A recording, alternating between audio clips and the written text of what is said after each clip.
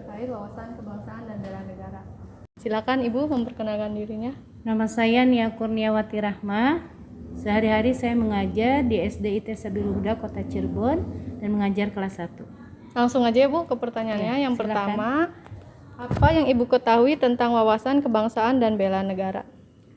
Wawasan kebangsaan adalah pengetahuan seseorang bagaimana dia mengetahui sejarah tentang bangsanya dan bagaimana seseorang mengetahui kondisi bangsanya saat ini.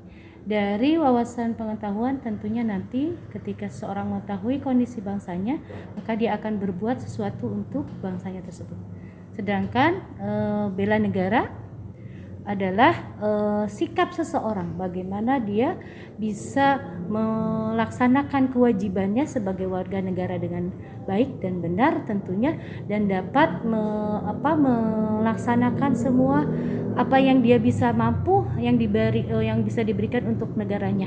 Demikian. Bagaimana menurut Ibu seberapa penting kita harus mengetahui memahami wawasan bela negara dalam kehidupan sehari-hari?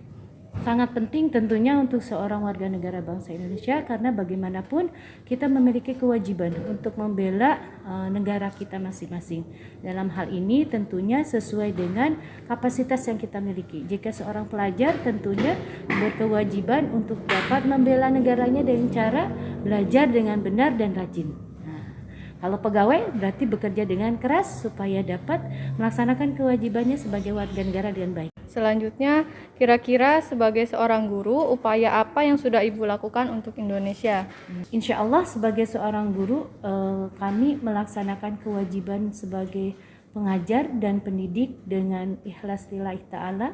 Bagaimana mendidik anak-anak dengan memberikan keteladanan untuk bisa mencintai bangsanya dengan melaksanakan tugas mereka sebaik-baiknya, yaitu belajar dan kemudian tidak pantang menyerah dalam menghadapi kesulitan.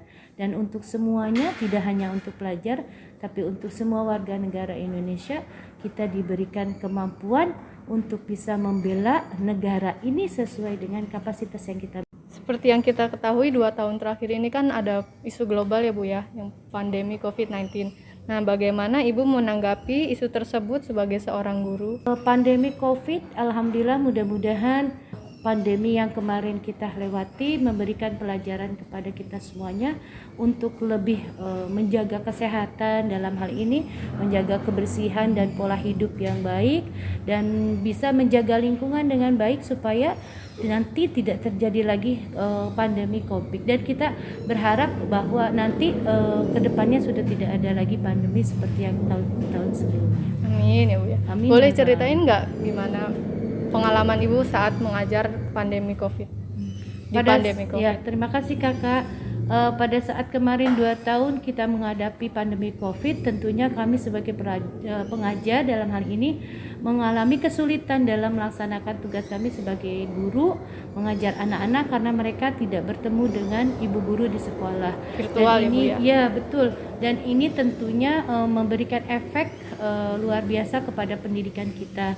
Banyak capaian-capaian yang tidak bisa terlaksana, dan pada akhirnya mungkin ini akan mempengaruhi kualitas dari pendidikan kita. Dan yang terakhir ya Bu, pesan Ibu untuk warga negara mengenai bela negara di Indonesia.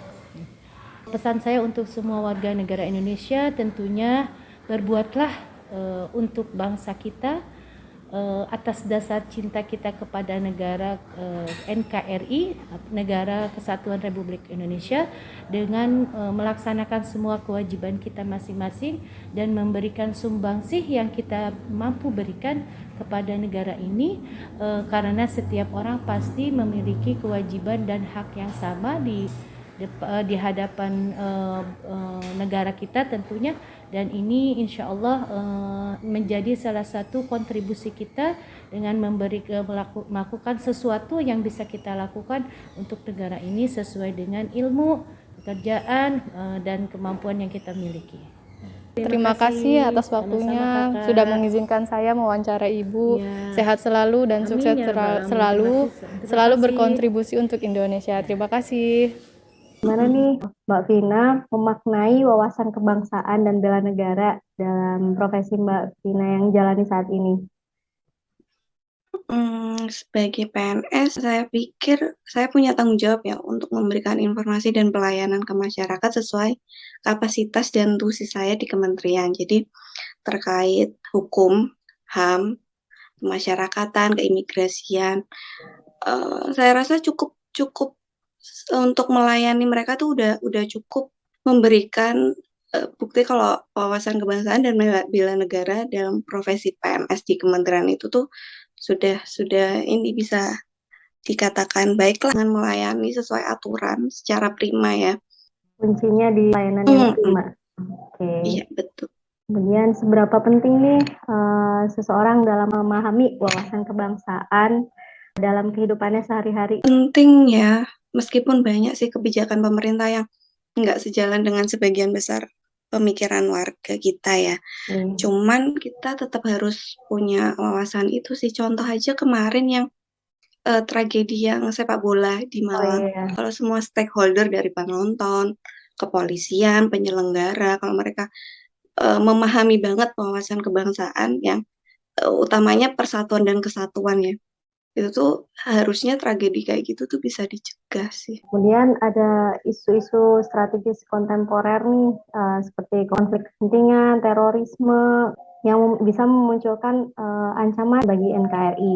Nah, menurut Mbak Vina nih, gimana kita menyikapinya? Pertama sih jangan kemakan hoax ya. Oh iya, betul. Kedua, mulai dari diri sendiri aja sih. Misalkan kita sebagai pegawai, misal korupsi tadi, kita jangan sampai korupsi waktu, apalagi menerima suap. Jadi fokus aja sama diri sendiri gitu. Nah, menurut Mbak Vina, kenapa sih isu-isu hoax seperti itu mudah sekali gitu menyebar di masyarakat Indonesia saat ini? Sekarang kan serba digital ya, apalagi banyak sosial media. Nah, mereka kebanyakan warga kita, masyarakat kita itu baca aja. Maksudnya udah itu aja langsung mereka anggap benar.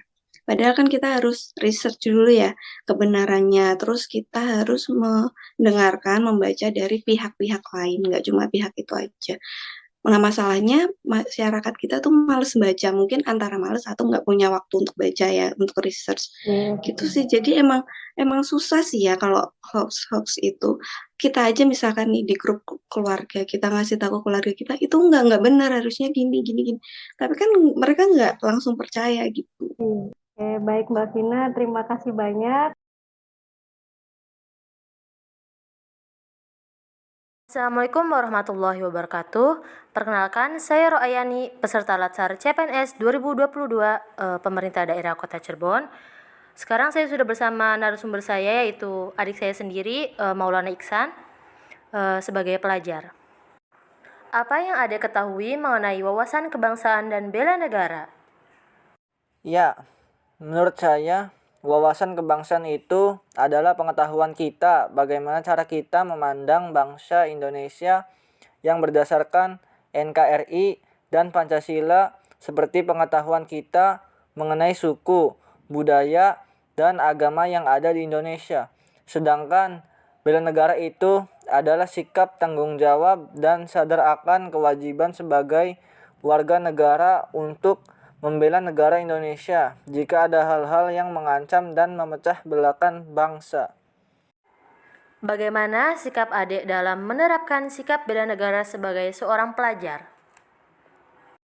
Sebagai pelajar, saya untuk menerapkan nilai-nilai bela negara itu belajar dengan tekun untuk bisa menjadi generasi penerus bangsa yang lebih baik, menaati tata tertib yang ada di sekolah, mengikuti kegiatan upacara dengan hikmat, dan mengikuti kegiatan organisasi ekstrakurikuler di sekolah.